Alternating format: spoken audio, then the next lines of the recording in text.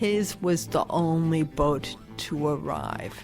I think maybe it was a cow. I don't know. There's the thank you letter from Lyndon Johnson. There was even a monorail at one point to the east of us. Plus, everybody forgets about pirates. This is the coolest field trip I have ever been on.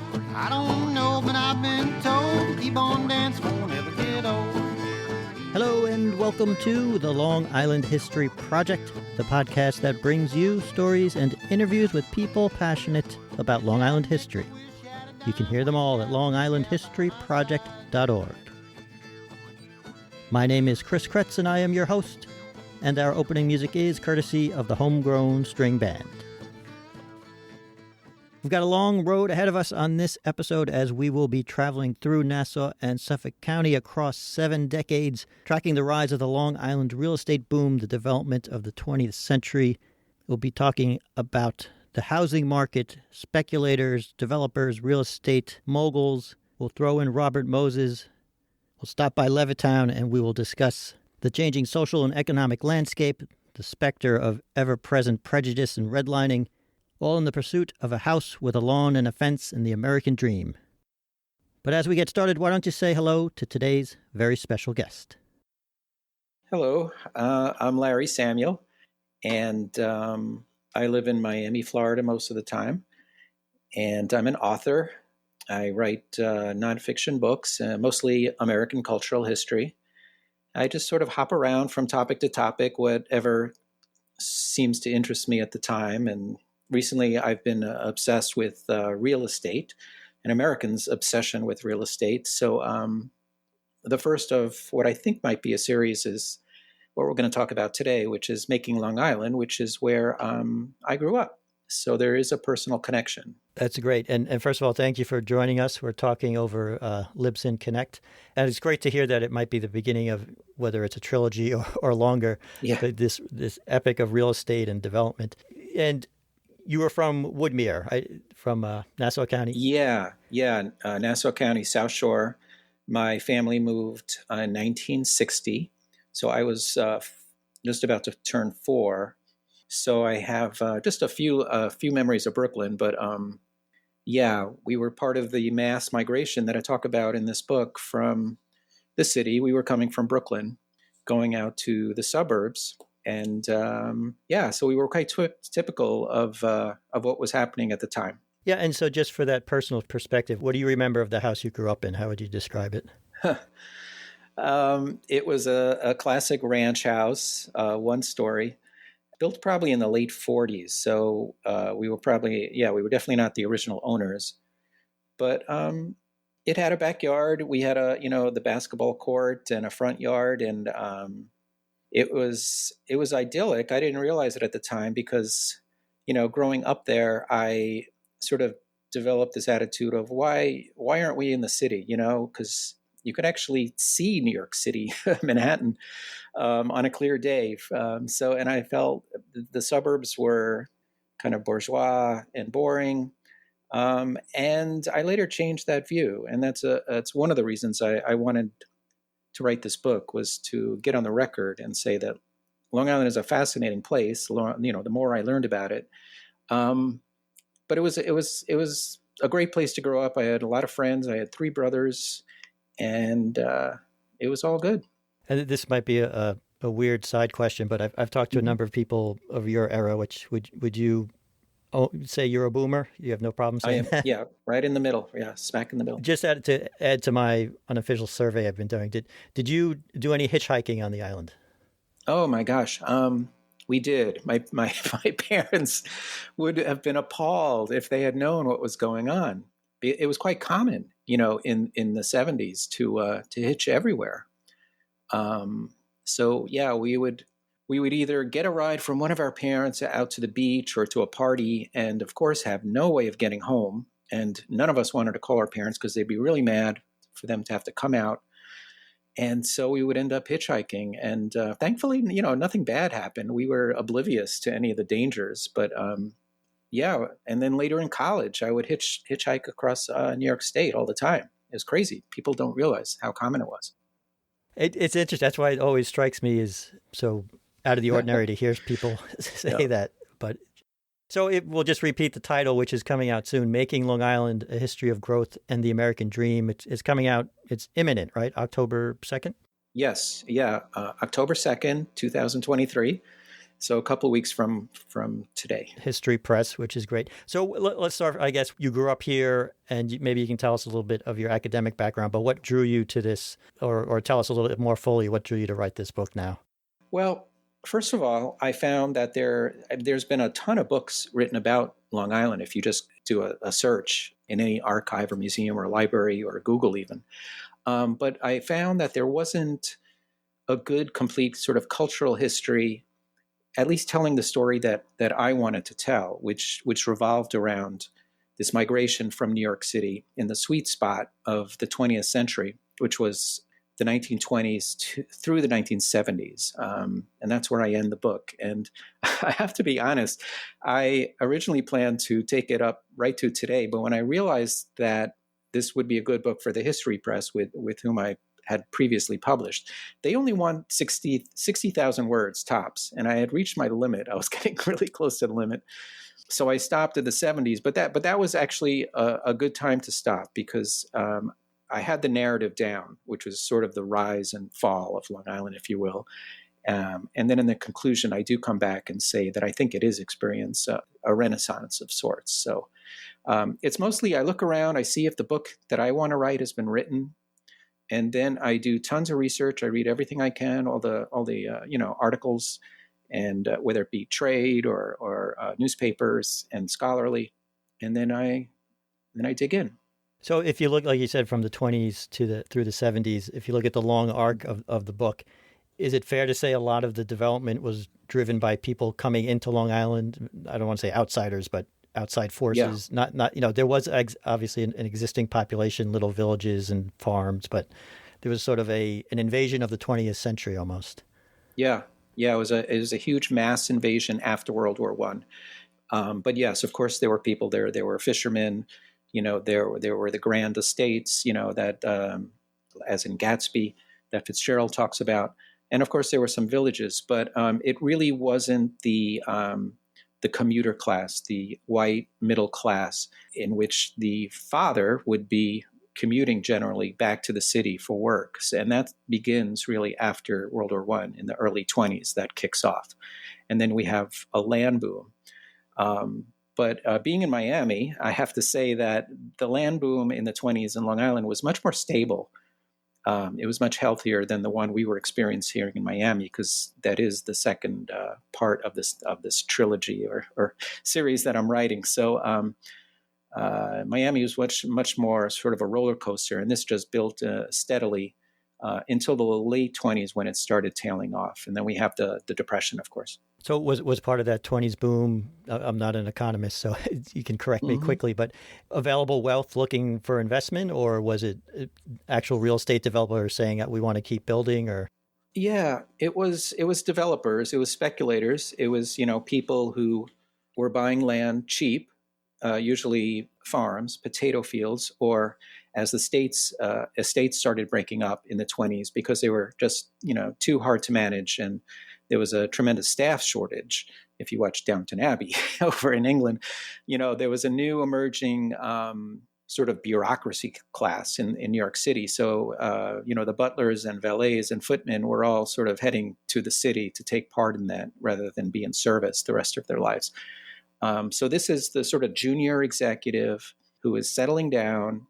The city is becoming much more urbanized due to just population density and waves of immigrants coming in. I think it stops in 1926, which is when my mom actually arrives. She's on one of the last boats. Automobiles are just, crowding the streets. Henry Ford's Model T, it's very cheap, and so there are many more cars. So the city is just getting sort of untenable with traffic, noise, and pollution. You could tell the story today, I guess. And there's a housing shortage after World War I. Apartments are crowded, the rents are high. So junior executives who are making, decent money, maybe $5,000 a year, start looking around for a house because they're getting married and starting to have children. And Long Island is a logical place to look For one reason, because there's an existing railroad. It's the oldest railroad in America, 1834. So theoretically, they see it as easy to get in and out of the city. But yes, to your point about investors, a lot of Wall Streeters, are making tons of money. They're looking for places to invest to make yet more money, and they put it in backing developers to build houses out on the island. They form syndicates basically to do that. And you have a lot of great passages where you talk about the American dream, and I think you've written another book, right, on at least one other on the American dream. So the iconography of the picket fence and the lawn in the house. Were these 20 houses, if you were to trace the evolution of that actual structure, were those the types of houses they were building? Were they different from before, or? Well, they were larger houses actually compared to what was built in the 50s, which is when the real American dream kicks in, the golden age of the American dream, if you want to classify that as sort of a consumer-driven domestic version. It isn't at all what James Truslow Adams meant by the American dream when he came up with the term in the early 30s in 1931. He had an idea of just sort of a better, richer life where you can achieve what you wanted to achieve without the state or church getting in the way. But in the 50s, it sort of takes on this meaning of the house with the white picket fence. So that comes later. And of course, Levittown leads the way with that sort of definition.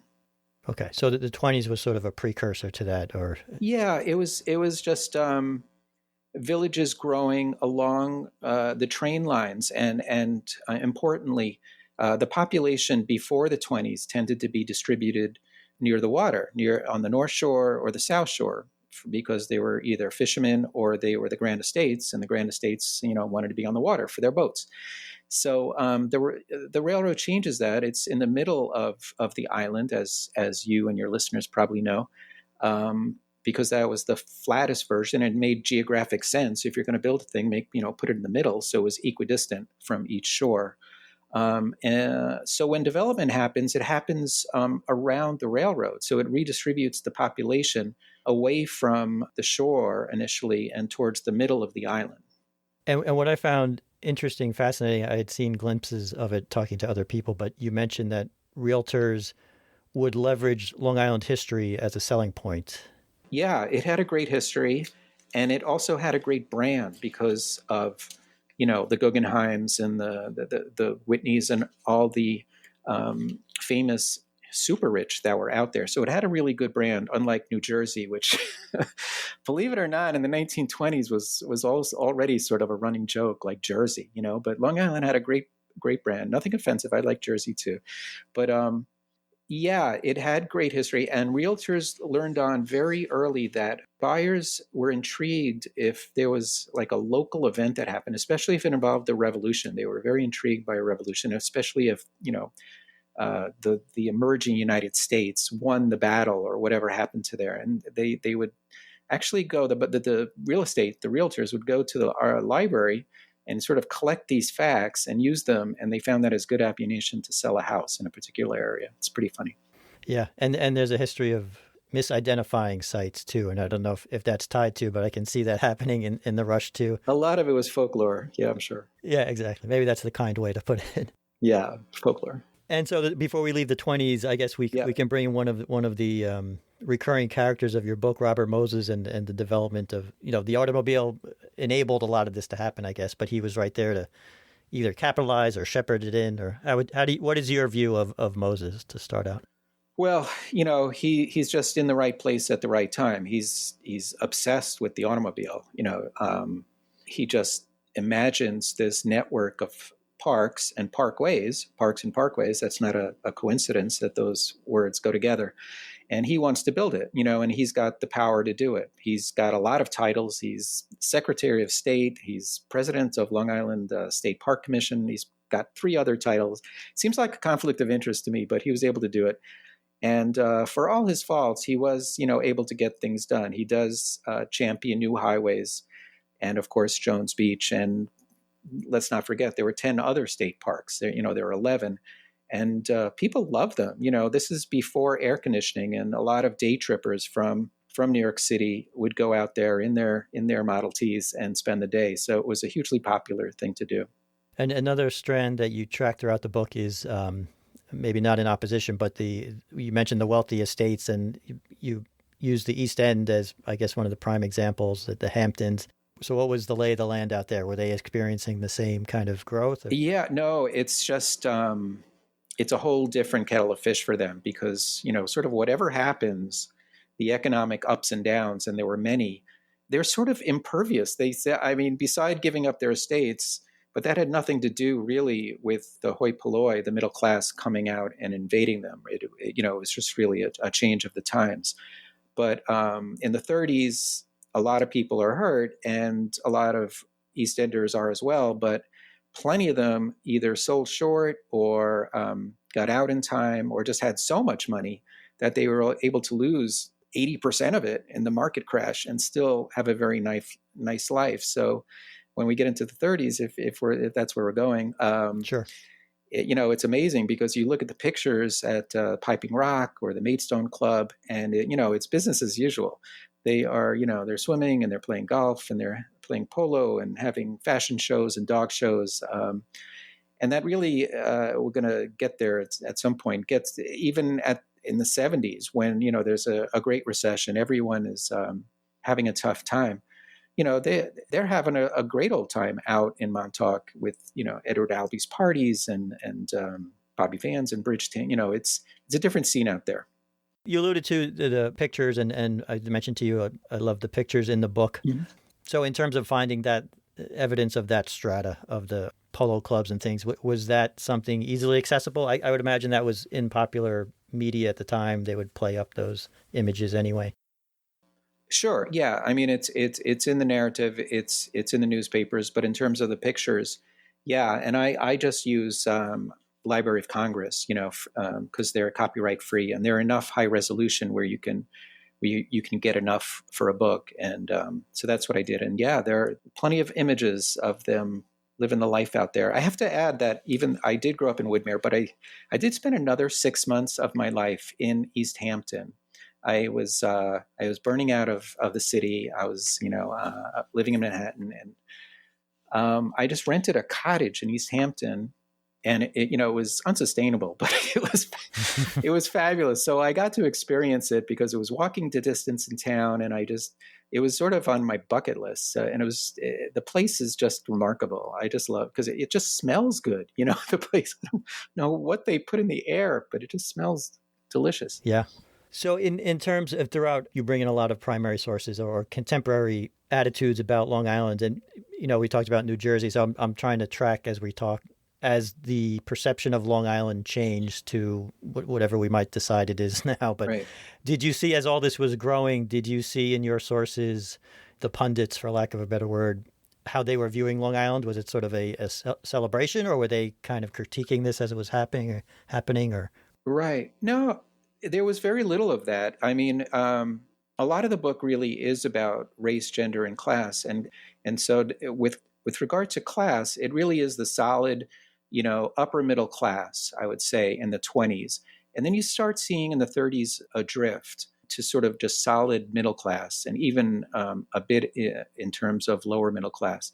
And then in the 50s, it again is sort of solid middle class, upper middle class with junior executives. And then it changes dramatically in the late 60s and into the 70s. You just have a whole new wave with, blue collar workers. And that ties in perfectly with Long Island sort of detaching itself. It's not becoming this bedroom network of communities. It's a place where people live and work. And that correlates directly with these new arrivals of working class and blue collar people. And so if we say what would you highlight about, say, the late 30s into the war years? I guess people were preoccupied. There wasn't a lot of building going on.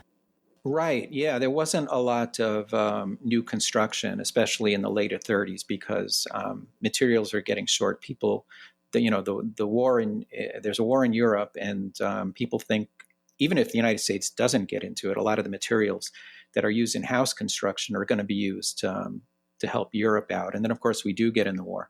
So there's a lot of a rushing to get things done in the late 30s, because a lot of the older developers, remember, have been through this before in the First World War. If they've been in the business for a while, they saw this happen. The same thing happened. That materials get short, everything gets shut down. But older homes sell briskly because that's the inventory, and so people, especially in the early 30s, are getting real bargains, because they built these big houses in the 20s, and they're sort of white elephants now. And so you could snatch a nice big house in the 30s, and then everything shuts down, of course, in 39. And we're heading up to Levitt and Levittown, but I'm just curious, as you were studying all these and getting to know these people, the developers, the builders, did you draw any opinion of who they were as a class, or what drew them, or were they sort of mom and pop people? Or Right. There were definitely mom and pop people, but, the biggest ones were companies that had been around for a long time, for generations. In fact, Levitt was the son of Abraham Levitt, too. So they go way back to the 20s or earlier. So, it was his business. And, we remember William Levitt for both good and bad, but actually who's credited with pioneering what came to be known as whole community was a guy named Alfred Gross. He had already done it in Laurelton, Queens, and I think in another community in Queens. William Levitt masters it. He perfects it. He becomes the Henry Ford of that idea, but it really is Alfred Gross who pioneers this concept. They were Jewish entrepreneurs. A lot of corporate America jobs were closed to those folks. So this was a way that they could make a lot of money, and so they did. And again, just to get back to the point of the commentary, at this point in time, was anyone yet lamenting like the closing of open spaces, or we're developing too much, or is it just go, go, go? Yeah, some people with foresight were definitely sort of alarmed what was going on, especially, it hits critical mass in the 50s because people are just looking around and going, oh my gosh, this once beautiful island is just going to become a community of houses that look a lot alike and stores, and so it really fundamentally alters the landscape. And so everyone starts, not until the late 50s, do people start freaking out and go, my God, what if we built? How long can this continue? And I guess fortunately the economy starts tanking, so it just sort of slows down. And I think what's intriguing along the way, you do see some environmentalists who are noticing, as early as the 1920s, that a lot of the wildlife is disappearing. That's sort of a recurring theme, and that really surfaces in the 70s when the environmentalism, movement kicks in, and there's beach erosion and there's pollution in the water from all the boats, but that's scattered about in the narrative as well. So one thing, if you know Long Island history and you know about Mitchell Field and the racetracks, and a lot of open flat land, which was waiting there for the Levitts. So was this sort of their biggest attempt at building? You mentioned the precursor in Queens, but were they looking for a place to kind of do this big development? I think they were. He had done something called Strathmore in Manhasset, and that was a huge success. And that does run concurrently with Levittown for a while, that people from the city are going out to look, and with cash in hand, especially if you're a veteran, you could buy a house for $90. It's hard to imagine if you have credit that for $50 a month income. So Strathmore is going on, but then I guess he must see this available farmland, and he grabs it and keeps grabbing more around it. If you read the newspaper articles, it's like William Levitt just purchased another 1,200 acres, and is attaching it to his Levittown. And so before you know it, Levittown is like stringing over into all different communities. It's not in one town anymore. It's just expanding crazily. It just gets bigger, I think, than he ever imagined or conceived it. And I think he ends up with 17,477 houses.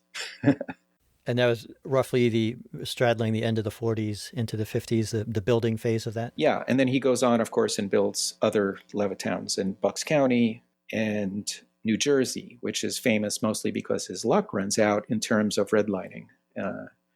New Jersey actually has a law that will ban him from banning African Americans from renting or buying homes in his towns. Yeah, do you want to just define redlining for those that might not? Sure. Yeah, redlining, I guess the term comes from a town or a developer or a realtor looking at a map and actually using a red pen and saying, this is where white people will live and this is where African Americans will live. And they would circle those areas with a red pencil or a red pen. So that's how the term comes. But it's basically segregation. It's basically containing or designating areas by race. And what's just abhorrent about it is that both private sector realtors and developers are in sort of cahoots. There's this gentleman's agreement going on with the public sector, with local government. And, that's a very powerful combination. So it lasts for decades. People argue today that it's still somewhat in effect. And I believe that this sort of siloing of residences by race. And of course, then in the civil rights movement, it starts breaking down somewhat because the NAACP is active, CORE is active, and they start demanding equal rights, not just in housing, but in education and employment. So, it starts fragmenting at that point in time. So, and I know there's evidence of the, in the leases of the mortgage. So, I mean, in terms of the approach that Levitt was taking, it's pretty clear cut in the evidence that's what. Oh yeah. I mean, there's no doubt. If his community starts in 1948, and he offers veterans rental, to rent a house with option to buy. You have to be a veteran. You have to have served in the military during World War II. And right in the rental prospectus, famous Clause 25, it's called, he states, no dwelling shall be used or occupied except by members of the Caucasian race. So that excludes African Americans, and I would think Asian Americans. Jews are sort of on the border. Jews are allowed there. William Levitt is a Jew. But, this goes into effect, and somehow some Black people get in by sort of subletting, I think is how it was done. But it's sort of very few and far between because it's in the prospectus. Domestics were allowed, of course. Yeah, and I think you're right. Was it in Great Neck? And I'm not sure, we might be skipping decades, but the district they were horrified when they realized their children thought all African Americans were servants, and like they had gotten a new teacher, and they realized that they need to educate their children. Yeah, that's a true story. Yeah, one of the kids saw a Black teacher at her school and asked whose servant she was or whose maid she was, and the mom was so horrified, understandably, that she formed a committee to sort of to have better racial understanding in Great Neck. And did that Dark Shadow, did that seep into, or, going back to the question of perception of Long Island outside of Long Island, like did that creep into the discussions of Levittown? Was it known outside that they were building that kind of community? Well, it was definitely known within the Black press, because a lot of my sources were African-American newspapers, and there is a running dialogue. I think one of my chapters is called A Lily White Community, which is, Roy Wilkins called Levittown that. So it's no secret within the Black community. I think more of the progressive white press understood what was going on, but as it was going on, it wasn't as big of an issue as it became later during the civil rights movement, in the late 60s when it really heated up. It was quite common. It wasn't, William Levitt was hardly the only one doing this. There were a couple of developers who made it clear that it was open for all races, colors and creeds, but they were unusual. And I think they were leveraging actually themselves against William Levitt, because there was an opportunity to be had by making open housing, as it was called. And so to pick up the sort of the economic cycle again, I don't know if you see Levitt as sort of the high water marker, but as at some point the GI Bill runs out, would you say, or the economic shift about how houses are being funded or easy money? Yeah, that runs, I believe in 1956, it expires. I think it was supposed to be 57, but it ends in 56. And there is a bit of a housing slowdown at that point. So yeah, the GI Bill definitely had a lot to do with sort of the end of that era. And so how would you describe the pace or the growth post-Levitt, say post-50s? Yeah, I mean, it gets much tougher. That golden age of easy credit is over. for a lot of reasons. First of all, by then, Long Island, the baby boom had happened. There's a lot of children. Taxes are extremely high to support the schools and everything that goes into a population with a lot of kids. And all kinds of problems are happening on Long Island that compound the housing issue. The railroad is a disaster. They go bankrupt, actually. Traffic is worse, despite all the roads that Robert Moses has built. They're already calling the LIE before it's finished. They're calling it the Long Island Distressway, and the world's largest parking lot. So that those aren't new terms. Those were already in circulation in the 60s before the road was even finished. And then the racist stuff is being exposed, for steering and broker bias and all the various things that realtors were doing at the time. It's a really ugly, not a pretty story for as beautiful as Long Island is. It really is the ugly side that goes back to the KKK, in the 1920s. There was quite an active chapter. Yeah, and it's disheartening that it was such an open thing. So many people were involved in and keep perpetuating it, from the banks to all the other forces. The other thing is, and I have to do a deeper dive into traffic engineering, but for all Moses's, ability as a builder and designing, why do you think, did they just not imagine the volume? Because every road that you describe being built is full as soon as it's open. So what right. was the state of traffic understanding so poor that they didn't realize how fast it would fill up, or? Yeah, I don't know. It was sort of a whack-a-mole kind of thing that, they would build this new highway or an extension or make improvements. People would find out about it and they would rush to it. And, it was just as crowded as before. It was just an unsolvable problem. I guess, more people were coming out and it never got resolved. I mean, to this day, that no matter how many roads were built, what was crazy is that there weren't. I talk about Queens a lot in this book because that was the major problem in terms of traffic. People could get out of Manhattan, but to get through Queens onto Long Island was the bottleneck. That was the major problem. But there were not only traffic jams in Queens, but like in Patchogue or Quogue, they were finding it was just too many cars because the place is just an auto-centric place. It's hard to walk around Long Island. So you just had too many cars. I'm seeing it now in Miami. There are just too many cars, and the infrastructure really wasn't set up for that many people and that many cars. I also want to thank you. You've added to my stock of failed bridge projects. I was just talking about the Oyster Bay Rye plan not too long ago, and I had not heard of the plan to span the Long Island Sound by way of Plum Island and Fisher Island. And oh, yeah. They talked about it for decades, beginning in the 60s, especially people out in Suffolk, because, they're cut off. They have nowhere to go. They got ocean all around them and Nassau to the west. So they really want, city officials in Suffolk really want this bridge built linking Suffolk, probably Riverhead, to New England, especially because they had to drive the longest to get to Boston. Yeah. They had to go, through Nassau, Queens, and around the city and up. So they really want this to happen. And it's just a mammoth project. I mean, you can imagine, even in the 60s, it was estimated to be $300 million. So that's, I call it a bridge too far, literally. It was just a bridge too far. One day it might happen, but they kept trying and trying. A lot of people had all different plans. One plan, the best plan was sort of like the Keys here, where you sort of hop from island to island. So there's many bridges going across, but even that would have taken a half an hour to drive over the Sound. And then the boaters weren't happy because they wanted, if they were going to build a bridge, it had to be very high because they had some tall ships. Some of these, yeah. So they weren't happy about it. They proposed a tunnel,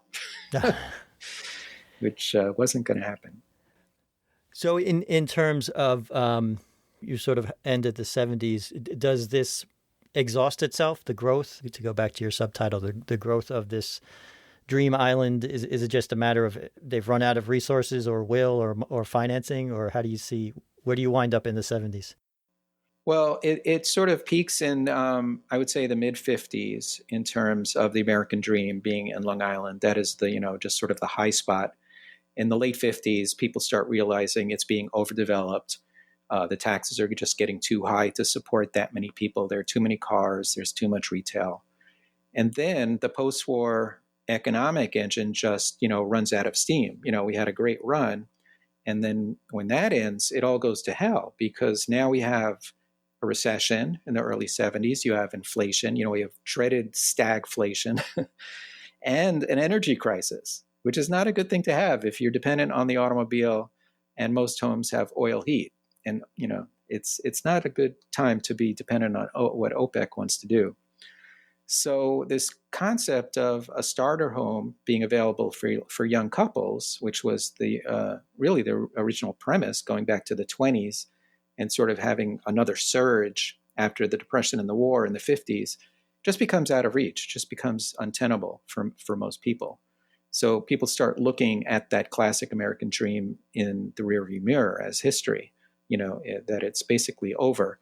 Condominiums start appearing as a more affordable choice. That makes sense. It doesn't really take off till the boomers, the yuppies in the 80s, but that surfaces in the 70s. And then the environmentalist movement sort of makes it look even worse because they're saying, the island is overdeveloped. We're losing wildlife. We're losing shoreline. What have we done? Did we just create this monster? And you also mentioned, sort of the alternative housing with the condos. You mentioned trailer parks, which I've driven past a few, and it's always that's interesting. We have trailer parks, but there were a lot. Yeah. There were like 24 of them for a while. Yeah, out in the 60s as an alternative to a house. Yeah. And so what's an interesting, I bought my house, I'm in Sayville, so I bought my house in 97, 96. So one thing I was tracking as through your chapters, you kind of bookmark the prices of houses as we go, and I was just watching it climb and climb. But in an odd way, where did you leave it? What was the house price at the end of your book? Well, it sounds ridiculous now, but I think I might have ended up with houses were costing a whopping $30,000 in the 70s, and of course now that looks ridiculous. And whenever I could in my books, I put in today's dollars because it's not fair to look at it in those dollars. But when you compare that to the Levittown house for, $7,000, that's what they were going for, with, just $90 down and $50 a month mortgage, $30,000 is a lot of money. And with unemployment and with the aerospace, sort of declining, then a lot of it going to California, it's not good news. I have a few stray questions, but I'll also get anything, if you think we missed anything. But like we mentioned, Robert Moses is a presence throughout the book because you can't write about Long Island in the 20th century without that, and Levitt. But are there names that you think people should know that influenced the island during this time that are in the book or that you think that people should be aware of? Right. There were some journalists, I think one is Joe McCarthy, believe it or not. I think that's his name, Joe McCarthy, who was writing in 1964. And there were a couple of those journalists who had an incredible read on, what was going on at the time, what had taken place, and, what a special place Long Island was and what had happened to it, and considered how to get some of it back. So none of these folks are famous. They won't go down in history like Robert Moses or William Levitt, but there were some really perceptive people who really understood the whole concept of the suburbs. And really that it was, this concept of this urban environment that Long Island became without a core city. They recognized this as it was happening, which is just incredible. This sort of new kind of community that had not existed before. It was sort of remarkable. It's great sort of social analysis they were doing at the time.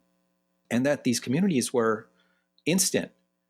Typically a community grows gradually, that there's something about the land, whether it be, fishing or lumber.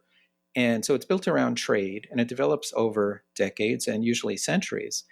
And for William Levitt or Alfred Gross to build a whole community, in a matter of months, Levitt was churning out 150 houses a day at the peak.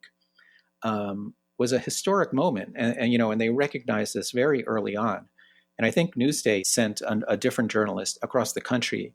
One was the second biggest suburban development out in Long Beach, California. And they just came up with this sort of like the Linns did with Middletown, in the 30s, this social analysis, recognizing that Long Island was unique, what was happening in terms of this commodification of housing. Yeah, and it's interesting to throw back to in the 20s when they were looking for local history to hang their hat on or sell. Levittown was built without history, right? It was just created from whole cloth. Yeah, that was the remarkable thing. And they realized that there was really there was no class distinctions like there is in a typical city. There were no real leaders. They all shared very similar views on politics. It was just this incredibly undiverse group of people. But in a way, it was good because it was like really democratic. It wasn't like stratified intellectually or monetarily. They were all about the same. And it was an incredibly social place. There were like 50 clubs within a year and 4 newspapers. People generally got along. And the only problem, at least in the first year or two, were dogs, that Levitt had not anticipated that families would want dogs. And so they sort of ran loose and did stuff on the lawns and bit the occasional mailman. And that was pretty much the only problem. There was no crime to speak of. So it really was a remarkable place. I mean, it was it's a little like Truman Show, but it really was remarkable for its day. So do you feel, has that left an indelible image of Long Island, or have we grown past that and that's sort of in the rearview mirror and whatever people think of us now is different? Right. I think a lot of people might have that image, but it's of course much different today. That is left behind, and it's thankfully much more diverse and more tolerant of the gay community or single people or divorced people. You were truly marginalized if you weren't the Norman Rockwell family in the 50s, but that has, of course, changed for the better. And of course, it's much more economically diverse. There's many different levels of of income and net worth on Long Island. That really didn't exist so much 75 years ago. It is an epic story, and we've wandered a lot, but is there anything you want to get across about the book or your research that we didn't get to cover? I guess I just, where I end the book is to say, I believe that I'm hopeful for Long Island, that, there's issues, but when you get down to the fundamentals, there's still nice neighborhoods, good schools, people have backyards. You're not far from a great beach, wherever you are, pretty much. You're a short hop to the Big Apple, It could be worse. This is a good place to live when you put all that together. And I see a lot of positive things going on with, more sustainability. There are more bike paths. People are figuring out. So I'm hopeful that what I call a new and improved American dream, will emerge there. It'll have little to do with the Eisenhower era one, but I'm hopeful about the place. I think it's still a great place to live.